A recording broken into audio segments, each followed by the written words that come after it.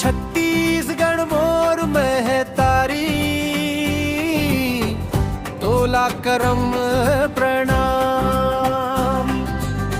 धान के कटोरा चमके, बढ़ा थस मोर मान। जय हो छत्तीसगढ़ में तारी, जय हो छत्तीसगढ़ में तारी।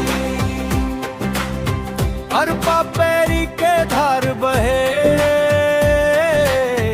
महानदी के पानी। हरियर खेत खार मगूंजे, किसान मन के बानी। बस्तर के जंगल गाथा गावे, सरगुजा मुस्कावे बिहाना।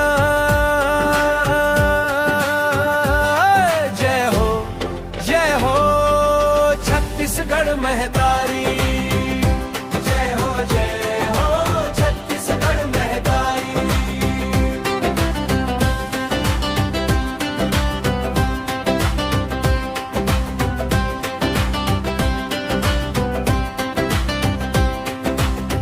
गुरतुर बोली छत्तीसगढ़ी, सबले मीठी लागे। माया दुलार के रंग बिखेरे, मनला संग संग जागे। सुआ कर्मा ददरिया गूंजे, नाचे गाँव गाँव मैदान। जय हो छत्तीसगढ़ में तारी, जय हो छत्तीसगढ़ में तारी।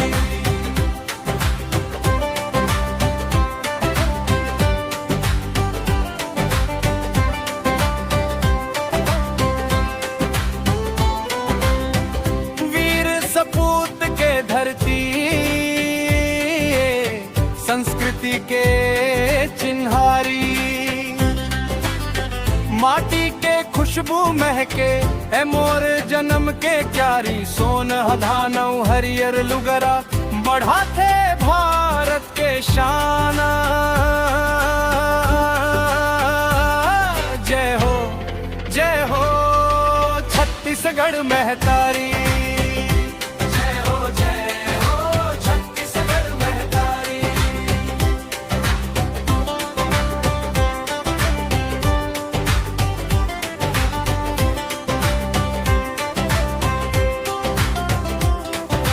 छत्तीसगढ़ मोर में है तारी, तोला करम प्रणाम। तोर अंचरा में जन्म पाया हम, ए मोर सबसे बड़